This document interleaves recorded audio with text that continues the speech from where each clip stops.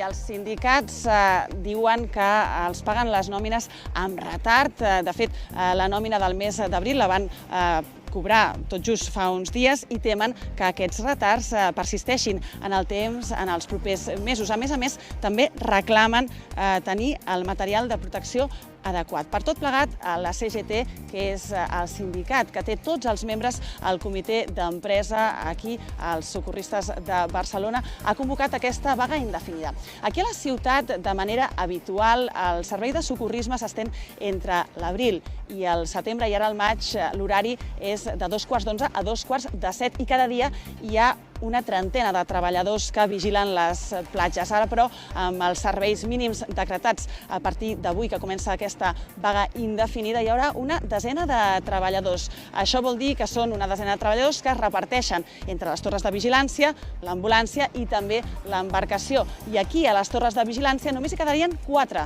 treballadors que treballen en parelles. Per tant, només hi haurà 2 de les 21 torres de vigilància cobertes. Segons ens indiquen els sindicats, són 2 torres que estan ubicades a les platges del Bogatell i de la Barceloneta. Per tant, la resta quedarien sense vigilar. El sindicat CGT, que és qui convoca la vaga, com dèiem, reclama a l'Ajuntament que faci de mediador en aquest conflicte i també demana a l'empresa AUNAR, que és l'empresa que té la concessió d'aquest servei, que sigui puntual en el pagament de les nòmines i que garanteixi la seguretat de la vigilància a les platges.